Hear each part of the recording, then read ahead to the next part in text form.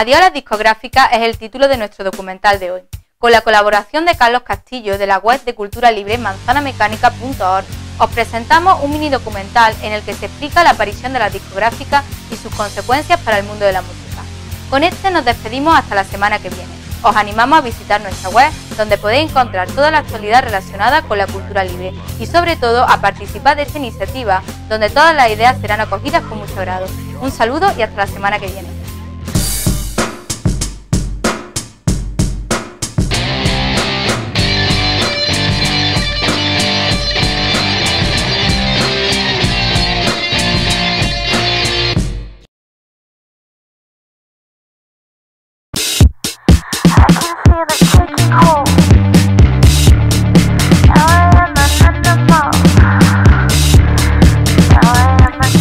Es el comienzo de un nuevo siglo y ahora muchos hogares cuentan con una tecnología que amenaza a la industria de la música.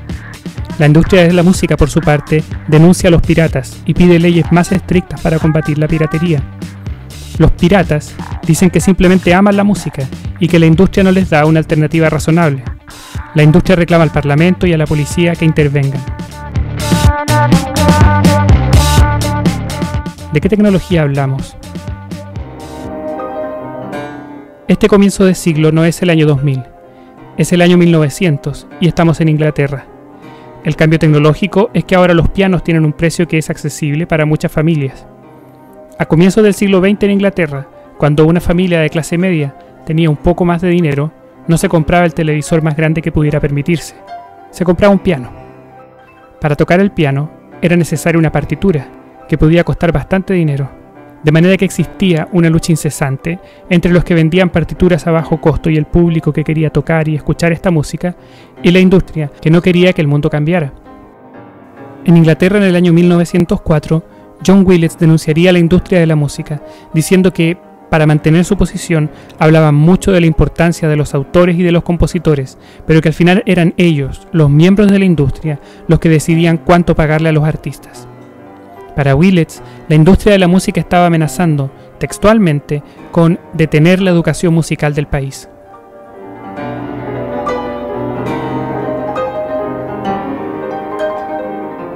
En Estados Unidos, en el mismo periodo, en el año 1906, John Philip Sousa escribía elocuentemente en contra de los fonógrafos, como la famosa vitrola. Sousa escribía: "Estas máquinas parlantes serán la ruina del desarrollo artístico de la música en este país. Cuando yo era un niño, enfrente de cada casa en las tardes de verano, había gente joven, reunida cantando las canciones del día o las canciones de antaño. Hoy escucha estas máquinas infernales que funcionan noche y día. No tendremos cuerdas vocales en el futuro. Las cuerdas vocales serán eliminadas por un proceso de evolución, como sucedió con la cola del hombre cuando descendió del mono".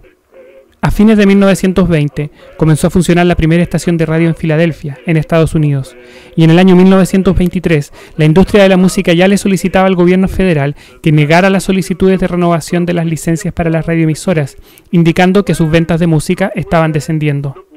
En el año 1933, la Asociación de Compositores, Autores y Editores de Música publicó un panfleto en el cual indicaba que las películas, la radio y el fonógrafo estaban asesinando a la música.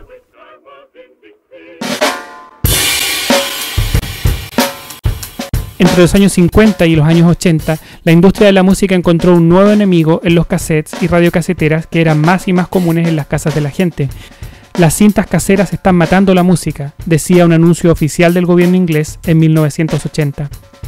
En el año 1992 lograron en Estados Unidos una ley que exigía sistemas de control de copias en todos los dispositivos de música, ley que usaron para demandar en 1998 a Diamond Multimedia por uno de los primeros reproductores de MP3 portátiles, el Diamond Rio. Los vinilos, los cassettes, los MP3, toda nueva tecnología ha sido una amenaza para la industria. William Patry es un abogado experto en materias de copyright que ha asesorado al Congreso de Estados Unidos y a Google, y lo describe así en una charla en Duke University a fines del 2009. So the way I approach is that these conflicts are ordinary, they're normal, and that innovation is a real threat to everybody. And it should be a threat. That's what innovation is, right? When you hear politicians talk about innovation policy, they say, well, we're pro-innovation.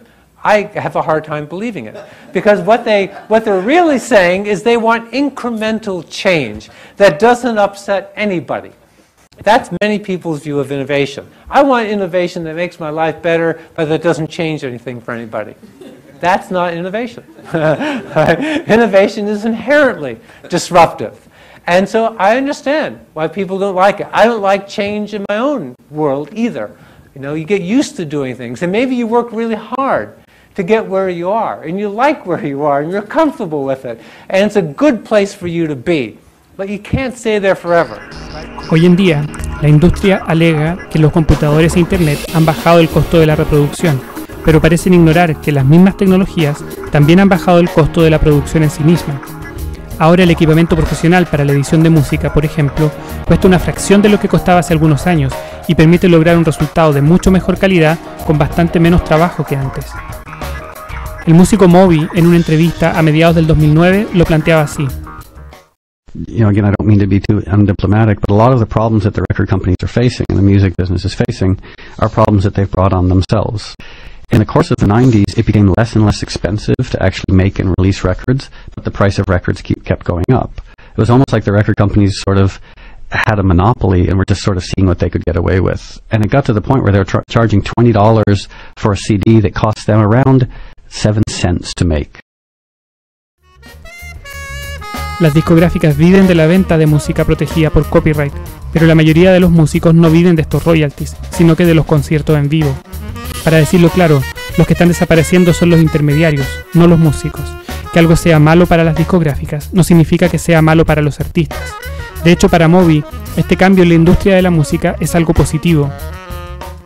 I actually think that the demise of the record business is one of the best things that's ever happened to music, because there's almost an inverse relationship to the profitability of music and the quality of music.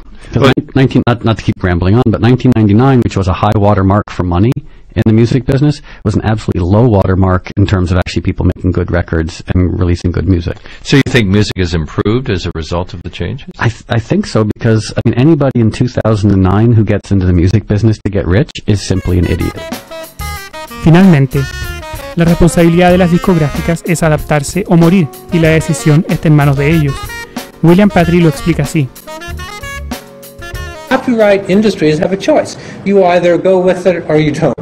Right? You're not going to be, the saying in Silicon Valley is don't fight the internet. It doesn't make any sense to do that.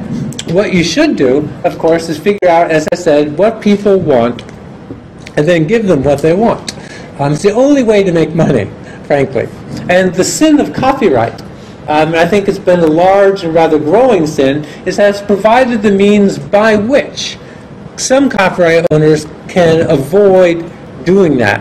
And it's not helpful. It's not healthy for them to do that. It's much better to adapt. Now that's a hard thing to do, of course, is to adapt.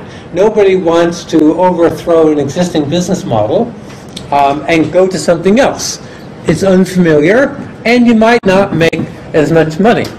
But you know, that's just the way it is. So Dylan Thomas, of course, had his famous poem in which he said, you know, rage, rage against the dying of the light.